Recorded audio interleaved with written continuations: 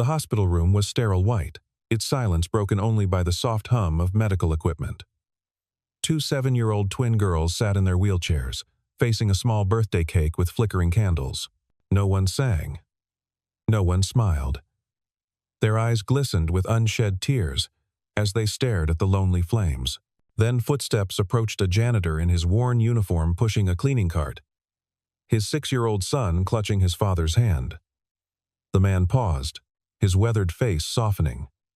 "Can we join you?" he asked gently. The twins looked up, startled.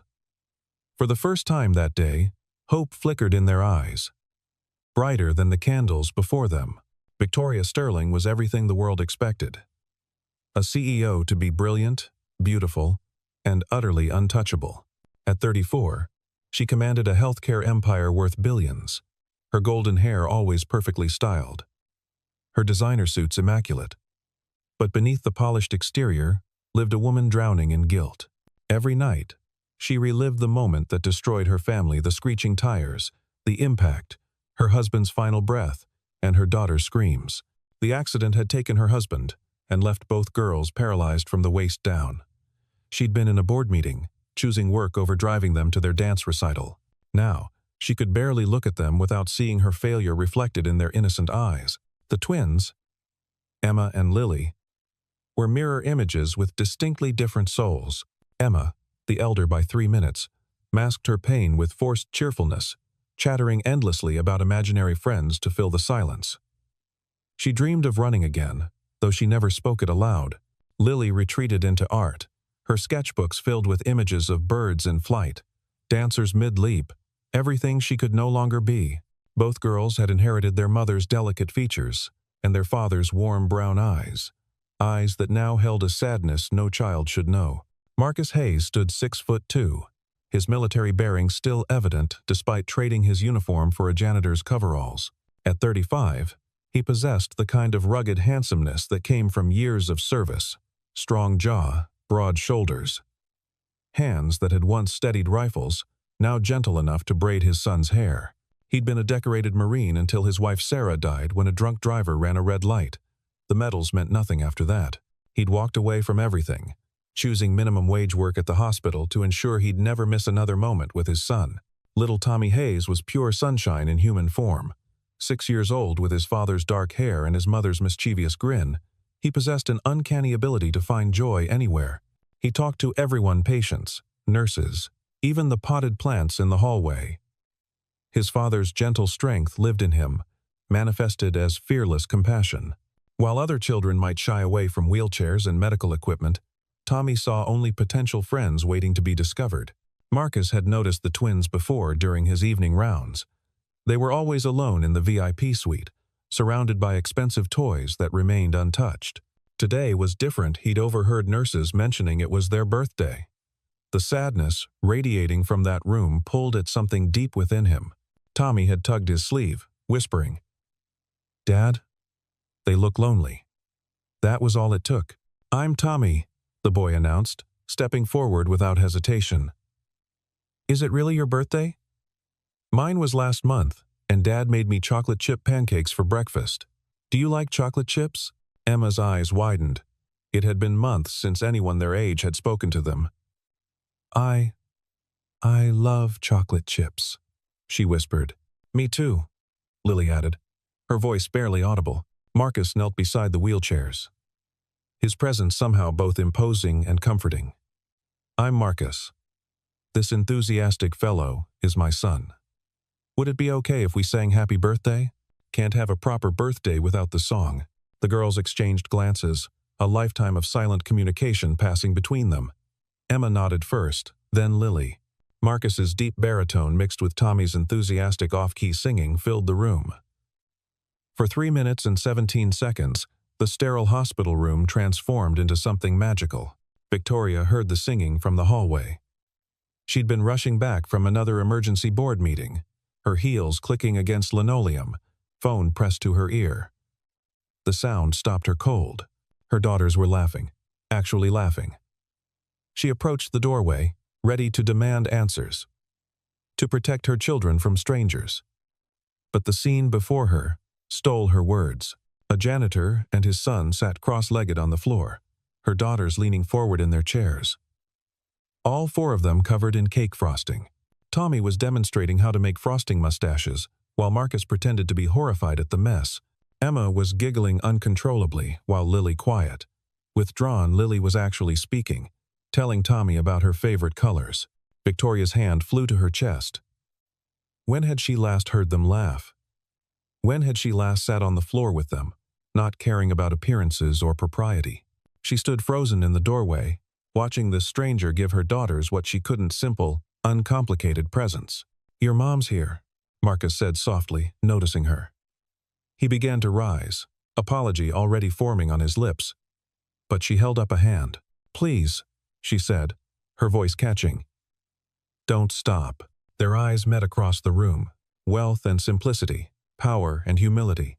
Two broken souls recognizing something in each other. Marcus saw past the designer suit to the exhausted mother beneath. Victoria saw past the janitor's uniform to the grieving widower within. The moment stretched, loaded with possibility. Days turned into weeks, and Marcus and Tommy's visits became the highlight of the twins' hospital stays. They came every evening after Marcus's shift ended, Tommy's backpack bulging with games, puzzles, and art supplies. The routine developed naturally. Tommy would burst through the door with his daily joke. Marcus would check on the girls' comfort, adjusting pillows and wheelchairs with practiced ease. Then they'd dive into whatever adventure Tommy had planned. "Today, we're pirates," Tommy announced one evening, producing eye patches made from construction paper. "Emma, you're the captain. Lily, you're the artist who draws our treasure maps. Dad's the ship's cook." "What are you?" Emma asked, already placing the patch over her eye. "I'm the parrot," Tommy squawked, flapping his arms. "Polly wants a cracker. And cake. And ice cream." Marcus helped the girls with their physical therapy exercises, turning mundane stretches into games. "Okay. We're reaching for stars," he'd say, guiding their arms upward. "Emma, you've got the North Star. Lily, you're reaching for Mars." His military training had taught him discipline, but fatherhood had taught him patience. He noticed things Victoria's expensive therapists missed: how Emma pushed too hard, risking injury in her determination; how Lily gave up too quickly, afraid of hoping. Victoria began timing her returns to coincide with their visits. She'd stand outside, laptop in hand, pretending to work while watching through the doorway. Her assistant Catherine noticed the change immediately. "You're smiling," Catherine observed one evening. "Am I?" Victoria touched her face, surprised. "It's nice. You should do it more often." Victoria watched Marcus help Emma with a particularly difficult stretch, his massive hands impossibly gentle. "Did you know she hates that exercise? She screams when the physical therapist does it." "Maybe it's not about the exercise," Catherine suggested carefully. "Maybe it's about who's helping." Tommy had started calling the twins his sisters, announcing to anyone who'd listen that he had two sisters who are superheroes in wheelchairs. The girls bloomed under his innocent acceptance. Emma began telling real stories instead of fantasy ones. Lily started sharing her drawings, even creating a comic book series titled The Adventures of Captain Tommy and the Wheeling Wonders. One evening, a storm knocked out the hospital's main power grid. The backup generators kept essential equipment running, but the rooms were dim, shadows dancing on walls. The twins panicked. They'd been terrified of the dark since the accident. Victoria was in a board meeting across the city. Unreachable. The nurses were overwhelmed with other emergencies. Marcus heard their cries from 3 floors down. He and Tommy ran up the stairs, Marcus taking 3 at a time. He found them huddled together, Emma trying to comfort a sobbing Lily. Hey, it's okay," Marcus soothed, gathering both girls in his arms, their wheelchairs pushed aside. "Tommy, grab the flashlight from my cart." They spent the next 2 hours telling stories by flashlight, Tommy doing shadow puppets on the wall, while Marcus created elaborate tales of brave princesses who conquered their fears. When Victoria finally arrived, frantic with worry, she found all 4 asleep: Marcus in the chair between the 2 beds, a twin's hand in each of his.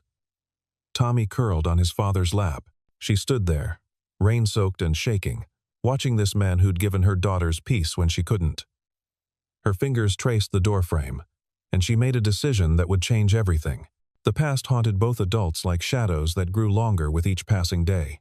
Victoria's memories were sharp-edged, cutting her whenever she let her guard down.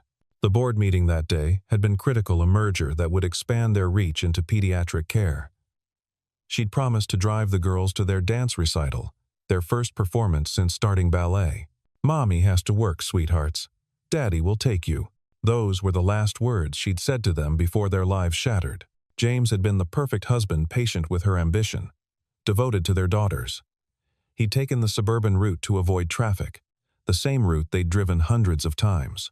The police said the truck driver had fallen asleep at the wheel, crushing their Volvo against the highway barrier. James died instantly, his body shielding the girls from the worst of the impact. But the damage to their spines was irreversible. Victoria had been presenting quarterly projections when the call came. She'd run from the boardroom in her Louboutins, leaving everything behind. By the time she reached the hospital, James was gone, and her daughters were in surgery. The last thing he'd said, according to witnesses, was, "Tell Victoria I forgive her." Forgiveness. The word tortured her. How could he forgive what she couldn't forgive herself? She'd chosen money over moments, presentations over performances. Now she had all the money in the world, and no one to share it with. The girls survived, but the mother they'd known died in that boardroom. In her place stood a stranger who provided everything but herself. Marcus's story was different but equally devastating. Sarah had been his high school sweetheart, the one who'd waited through 3 deployments, who'd kissed his scars and held him through nightmares. She'd been driving home from her night shift as a nurse. Ironic, really, that she'd spent her life saving others but couldn't save herself. The teenager who hit her had been drinking since noon, celebrating his 18th birthday. His father was a senator. He got 2 years probation. Marcus had been teaching combat tactics at Quantico when the call came. He'd driven through 3 states without stopping, but she was already gone. Tommy had been at daycare, too young to understand why Mommy wasn't coming back. The rage that filled Marcus could have destroyed him. He'd been trained to kill, knew 17 ways to end a life with his bare hands. For one dark moment, standing over Sarah's body, he'd considered it. But then Tommy had wrapped his tiny arms around Marcus's leg and said, "Don't be sad, Daddy. Mommy's with the angels now." That innocent faith had saved him. He'd walked away from everything, the military, the rage, the need for vengeance. He'd chosen love over hate, minimum wage over military honors, presence over prosperity. "I dream about her sometimes," Marcus admitted one evening. He and Victoria sat in the hospital cafeteria, while the children played upstairs under Catherine's supervision. "Sarah, she's always laughing, telling me I'm doing it wrong." "James forgave me," Victoria said suddenly, the words escaping before she could stop them. "His last words were forgiving me for not being there. I hate him for it sometimes. It would be easier if he'd blamed me." "Blame's easier than guilt," Marcus agreed. "Anger's easier than acceptance. But easier isn't better. How do you do it? How do you smile? And laugh? And live?" Marcus studied his coffee, choosing his words carefully. "Tommy needs me whole, not broken. Every day I choose to be the father he deserves, even when I don't feel like it. Especially when I don't feel like it. Your girls need the same from you. I don't know how to be what they need. I'm not warm like you. I'm not good. You're here, aren't you? Every evening. Watching from that doorway. You think they don't know, but they do. Emma always sits straighter when you're there." Lily draws more carefully. Victoria's eyes filled with tears she refused to shed. "I destroyed our family." "No," Marcus said firmly. "A accident destroyed your family. You're just the only one left to blame. Sarah died because a drunk kid made a choice. Your husband died because a tired driver made a mistake.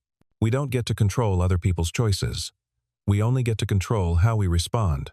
Their hands met across the table, his calloused fingers covering her manicured ones. It wasn't romantic, not yet, just 2 broken people holding each other up. "The girls called me Dad during the storm," Marcus admitted quietly. "It felt right," Victoria finished. "Yeah. Is that okay?" Victoria squeezed his hand. "They haven't been that peaceful in months. If you can give them that, Call yourself whatever they need. The board meeting was scheduled for a Thursday afternoon, 3 months after Marcus and Tommy first entered their lives. Victoria walked in, expecting routine quarterly reports. Instead, she faced a coup. "Your behavior has become a liability," Board Chairman Harrison Blackwood announced without preamble. He was old money, Yale-educated, with connections reaching into every major hospital on the East Coast, fraternizing with custodial staff, allowing your children to associate with inappropriate companions. "It's unbecoming of someone in your position." Victoria's spine straightened. "My personal life has no bearing on my professional performance, doesn't it?" Harrison produced a tablet, swiping through photos that made Victoria's blood run cold. Pictures of Marcus helping her daughters, of Tommy hugging the twins, of her watching from the doorway with an unguarded expression of longing. These were taken by concerned staff members. "You're the face of this company, Victoria. Your choices reflect on all of us. My choices are my own, not when they affect stock prices." Harrison pulled up a graph showing a minor dip in shares. Words getting out. The CEO of Sterling Healthcare, slumming with a janitor. "What's next? Food stamps? Public school? That's enough," Victoria said. But her voice lacked its usual authority. "We're prepared to offer a solution," Harrison continued smoothly. "End this association.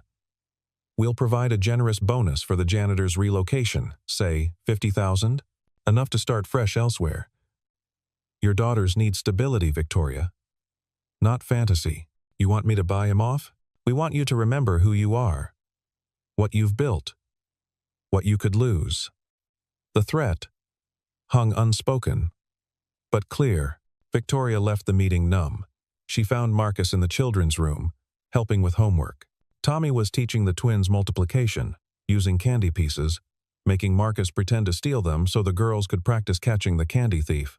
"Marcus," she said quietly, "we need to talk." They stood in the hallway, fluorescent lights harsh overhead. She explained the board's ultimatum, watching his face close off, the warmth dying in his eyes. "I understand," he said simply. "No, you don't." "I do." His voice was steady, resigned. "I've always known this had an expiration date. You're you, and I'm me. Oil and water. That's not." "It's okay, Victoria. I'll explain to Tommy. We'll stop coming around. The girls will adjust. Kids always do." The lie tasted bitter on his tongue. Tommy didn't understand. "But why, Dad? Did we do something wrong?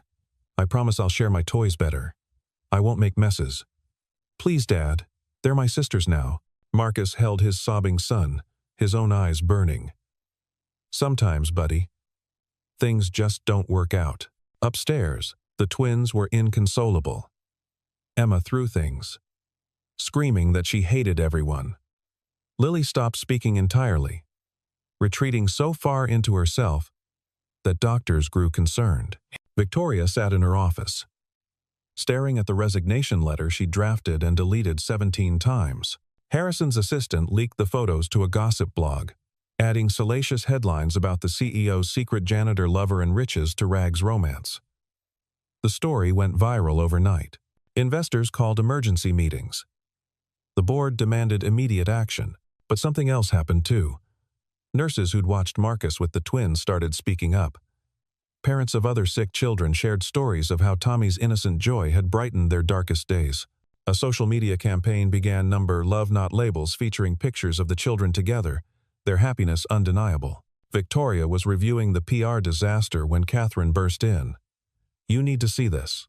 She pulled up financial records, transaction histories that made no sense until suddenly they did.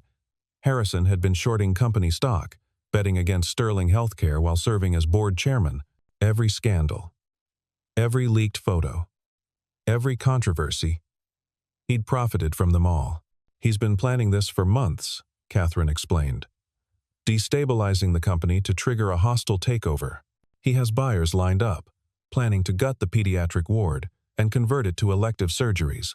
More profit, less overhead." Victoria's blood turned to ice.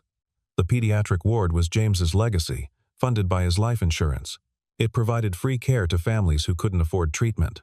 It was the only good thing to come from their tragedy. "Get me legal," Victoria commanded, her CEO persona slamming back into place. "And find Marcus. Now." But Marcus was already at the hospital, though not for the reason she expected. The fire started in the electrical room at 7:43 p.m., according to the official report. A combination of old wiring and the recent storm damage created the perfect disaster. The flames spread through the ventilation system, reaching the pediatric ward within minutes. Alarms screamed as smoke filled hallways. Victoria was in her car, racing to find Marcus, when the call came. "The twins' room, we can't reach them. The automated doors have locked, trapping them inside." She abandoned her Mercedes in the middle of traffic, running 8 blocks in heels, her lungs burning. She reached the hospital to find chaos, fire trucks, ambulances, crowds of evacuated patients. Security held her back as she fought to get inside. "My daughters are in there." Marcus had been cleaning the lobby when the alarms went off. Hospital protocol demanded immediate evacuation, but his mind went straight to the twins. Tommy was safe at home with their neighbor, but Emma and Lily were alone up there. He knew Victoria was at another board meeting. He knew the nurses would prioritize ambulatory patients first. He didn't hesitate. Taking the stairs 3 at a time, Marcus covered his face with his wet uniform shirt. The smoke grew thicker with each floor, but his military training kicked in stay low, follow walls, count doors. He'd memorized the route to their room weeks ago, could walk it blindfolded. The VIP ward was a maze of smoke and screaming alarms. The electronic locks had engaged, the safety protocol backfiring catastrophically. Marcus found a fire extinguisher, using it to smash the reinforced glass door. His hands bled, but adrenaline numbed the pain. The twins were huddled together. Lily unconscious from smoke inhalation. Emma, barely conscious, dragging herself toward the door. "I knew you'd come," Emma whispered. "Dad always comes." The word hit him like a physical blow. He scooped up both girls, their wheelchairs abandoned. Muscle memory from carrying wounded Marines taking over. The journey back was hell smoke so thick he navigated by touch, Emma coughing against his neck. Lily terrifyingly still. The stairwell door had locked behind him. The smoke was rising. They were trapped. Marcus set the girls down gently, using his body to shield them. He ripped the emergency phone from the wall, praying it still worked. "This is Marcus Hayes. I have 2 children in stairwell C, 4th floor. We need immediate extraction. Sir, you need to evacuate. I have Victoria Sterling's daughters. They're in wheelchairs. They can't walk. Please." The line went dead. Marcus gathered the girls again, preparing to break down the door with brute force when he heard it axes on metal, firefighters breaking through. They emerged into chaos. Marcus refusing to let go, even as paramedics swarmed them. Victoria saw them come out, Marcus's massive frame cradling both girls, his face black with soot, hands leaving bloody prints on their nightgowns. She ran to them as paramedics loaded the twins into ambulances. "They called me Dad," Marcus said, his voice broken. "When I found them, they called me Dad." Victoria kissed him then, in front of everyone, the cameras, the board members, the entire world. It tasted of smoke and tears and promise. "You are their dad," she said fiercely. "You're the father they deserve." The aftermath moved quickly. Harrison's crimes were exposed when investigators found evidence on his computer, which survived the fire. He'd paid off the building inspector to overlook the electrical issues, gambling that any incident would further destabilize Victoria's position. He hadn't counted on a janitor's courage or a mother's fury. The trial was swift. Harrison got 15 years for corporate fraud, insider trading, and reckless endangerment. His assets were seized, mysteriously funding a complete renovation of the pediatric ward's electrical system. Victoria called her own emergency board meeting the day the twins were released from intensive care. She walked in pushing Lily's wheelchair while Marcus pushed Emma's, Tommy riding on his father's shoulders. The remaining board members shifted uncomfortably. "I'm restructuring," Victoria announced without preamble. "Effective immediately, Sterling Healthcare will focus on accessible pediatric care. We're cutting executive bonuses by 60%, redirecting those funds to families who can't afford treatment. Any board member who disagrees is welcome to resign. You can't. One member started. I own 51% of shares, Victoria reminded them. I can do whatever I want. And what I want is a company my daughters can be proud of. A company their fathers would have built. She used the plural deliberately, her hand finding Marcus's. The room erupted in protests, but Victoria didn't care. She'd spent years building an empire on ambition and ice. Now, she would rebuild it on love and fire. Marcus enrolled in night school, studying healthcare administration. Can't have the CEO dating a janitor forever. He'd joke, but Victoria would silence him with kisses. I fell in love with the janitor, she'd remind him. Everything else is just details. They moved slowly, carefully, aware of the children watching. Marcus kept his apartment for 6 months, though he spent most nights on Victoria's couch. There, when nightmares woke. The girls. Tommy officially moved in first. His dinosaur backpack taking residence next to the twins' ballet bags, which they kept despite no longer dancing. The girls had good days and bad days. Physical therapy was grueling, teaching them to navigate a world not built for wheelchairs. But they faced it together, Emma's determination balancing Lily's caution, both drawing strength from Tommy's unwavering belief that his sisters were superheroes. Superheroes don't always fly, he'd say seriously. Sometimes they roll. It's actually faster, more aerodynamic. Marcus taught them to see their chairs as tools, not prisons. He built ramps for the house, widened doorways, installed grab bars painted in glitter paint because Lily said medical equipment should sparkle. He never treated them as fragile. Adapting his marine training into wheelchair races and adaptive sports, Victoria learned to be present. She scheduled board meetings around school plays, worked from the therapy center, conducted conference calls from the playground. Her phone still rang constantly, but she'd learned which calls could wait. All of them, it turned out, could wait when her children needed her. The wedding was small, held in the hospital chapel where they'd first found their family. Tommy was the ring bearer, insisting on wearing a cape with his suit. The twins were flower girls, their wheelchairs decorated with so many flowers they looked like parade floats. Catherine stood as Victoria's witness, while Marcus's marine buddy, who'd flown in from California, stood as his. Do you, Victoria Sterling, take this janitor to be your husband? The chaplain asked, eyes twinkling. Former janitor, Marcus corrected. I'm in management now, still cleaning up messes, Victoria said, making everyone laugh. They'd written their own vows. Marcus went first, his voice steady despite the tears on his face. Victoria, you and your daughters gave Tommy and me a reason to hope again. You saw past the uniform to the man underneath. You trusted me with your most precious treasures. I promised to love your girls as my own, to be the father they deserve, and to love you with the fierce protectiveness of a Marine and the gentle patience of a man who knows how lucky he is. Victoria's vows broke tradition, addressing all 4 of them. Marcus, Tommy, Emma, and Lily, you 4 saved me. I was drowning in guilt and isolation, and you threw me lifelines of laughter, acceptance, and unconditional love. I promised to choose presence over profit, moments over meetings, and family over everything. We may not have started as a traditional family, but we're choosing to become one now. Tommy interrupted the kiss to announce. Finally. Now, can we have cake? 1 year later, the twins' 8th birthday arrived with fanfare instead of solitude. The house, their house now, with its accessible design and walls covered in Lily's art and Emma's achievement certificates, bustled with preparation. Tommy, now 7, had appointed himself party coordinator, wearing a clipboard and whistle he'd found in Marcus's military trunk. Balloons need to be higher, he commanded, making Marcus laugh as he lifted his son to tape streamers to the ceiling. Sir, yes sir.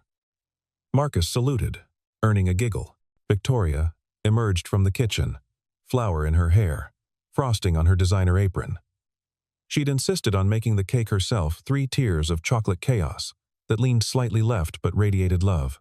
It's perfect, Lily said, wheeling over to inspect it. She'd started speaking more in recent months, her voice growing stronger with each passing day.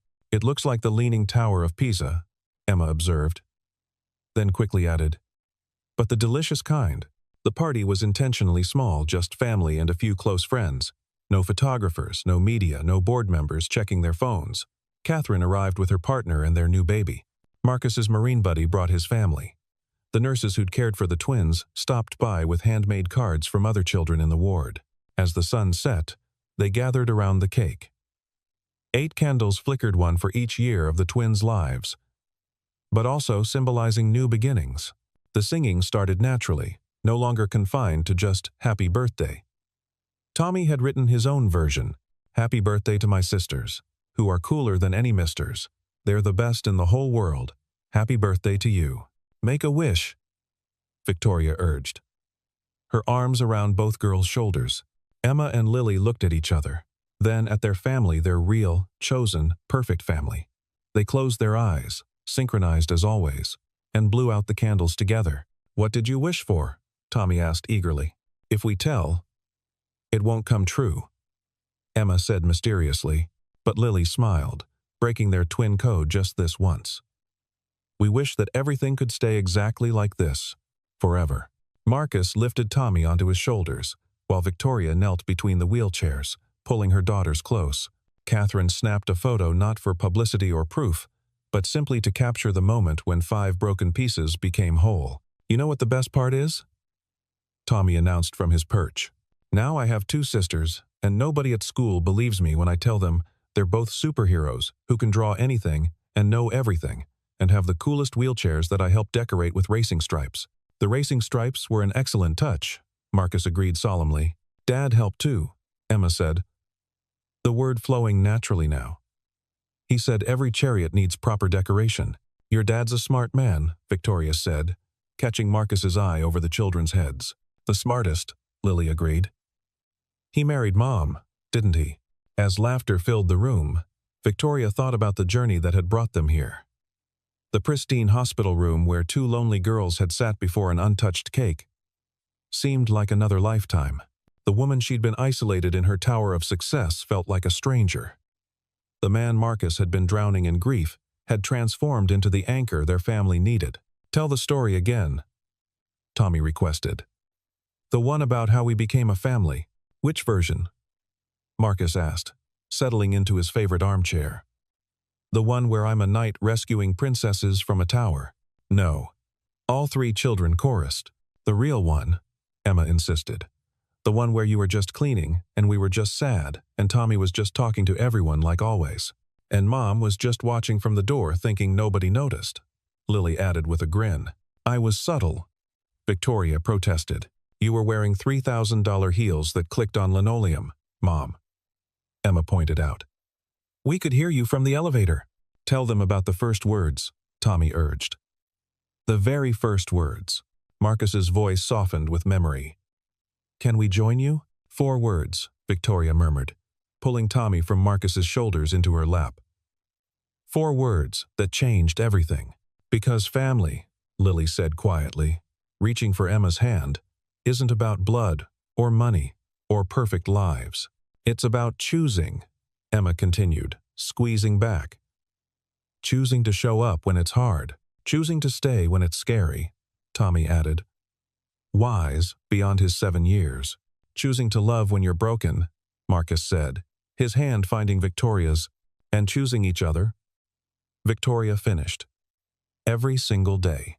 Outside, snow began to fall. Unusual for the season, but perfect for the moment. The children pressed against the windows, watching the flakes dance in the streetlight's glow. Emma and Lily's wheelchairs had been upgraded, recently custom designs with Tommy's input, featuring flames for Emma and butterflies for Lily. They rolled smoothly across the hardwood floors Marcus had installed himself, each plank laid with thoughts of his daughter's independence. "Can we go out?" Lily asked hopefully. "In the snow?" Victoria's old self would have worried about cold, about wet wheels, about 1,000 dangers. "Please, Mom?" Emma's eyes sparkled with mischief. "We could have a snowball fight." "Unfair advantage," Marcus declared. "They have seated positions for better aim." "We'll go easy on you, old man." Emma shot back, making everyone laugh at Marcus's mock outrage. They bundled up Victoria in designer boots that would be ruined. Marcus in his worn military jacket, the children in mismatched winter gear that spoke of a home where perfection mattered less than participation. Tommy pushed Lily's chair, while Marcus handled Emma's, Victoria carrying blankets and hot chocolate supplies. The yard transformed into a battlefield of joy. Snowballs flew with strategic precision, Marcus teaching angles and trajectory, Victoria abandoning dignity to dive behind snow fortifications, the children shrieking with delight. A neighbor, watching from their window, saw not tragedy or inspiration, but simply a family playing in the snow. Later, as they warmed by the fireplace, Tommy fell asleep against Emma's chair, while Lily dozed on Marcus's shoulder. Victoria sat on the floor, her head against Marcus's knee, watching the fire paint golden shadows on her children's faces. "I love you," she said suddenly, the words encompassing all of them. "We know," Emma said sleepily. "You quit 3 board meetings, learned to bake, and let us ruin your boots. That's definitely love." "The boots were hideous anyway," Victoria admitted, making Marcus chuckle. "I have something for you," he said suddenly, producing a small wrapped package. "For all of you, actually." Inside were 5 compass pendants, each engraved with coordinates. "What do they mean?" Lily asked, studying the numbers. "They're the coordinates of the hospital room where we met," Marcus explained. "So no matter where life takes us, we can always find our way back to that moment. The moment we became us," Tommy mumbled, still half asleep. Victoria held her pendant to the firelight, watching it gleam. Once, she'd measured success in stock prices and board positions. Now, she measured it in sounds: Tommy's laughter, the twins' whispered secrets, Marcus's off-key humming while he cooked. She measured it in moments: homework sessions that dissolved into tickle fights, family meetings where everyone got equal votes, quiet evenings when words weren't necessary. "Hey, Mom," Emma said suddenly. "I'm glad the elevator was broken that day." "What?" Victoria asked, confused. "The elevator was broken that day, remember? That's why Dad had to take the stairs with his cleaning cart. That's why he walked past our room. That's why Tommy saw us." Victoria hadn't known that detail. She looked at Marcus, who shrugged with a smile. "Best malfunction ever," he said simply. As the fire died to embers and the snow continued to fall, the Sterling Hayes family settled into sleep where they sat. A tangle of wheels and limbs and hearts that had chosen each other. The birthday cake, now demolished, sat on the coffee table. 5 forks abandoned on the platter, evidence of a family that shared everything, even dessert. In the morning, there would be challenges. The twins would face another surgery soon, attempting to restore partial sensation. Marcus would defend his thesis for his healthcare administration degree. Victoria would battle for more reforms against resistant board members. Tommy would start 2nd grade, navigating questions about his unique family structure. But tonight, in this moment, they were complete. Not perfect. Perfect was magazine covers and Christmas cards they'd never send. They were something better. They were real. They were chosen. They were home. "Can we join you?" had been the question that started it all. The answer, unspoken, but lived every day since, was simple. You already have. You always will. We are joined, we are family, we are one. And in a house full of laughter, where wheelchairs were chariots and cleaning carts could carry princes, where CEOs learned to bake and Marines learned to cry, where 3 children with 2 different mothers and 2 different fathers somehow shared the same heart, love wasn't just possible. It was inevitable. It was theirs. It was forever.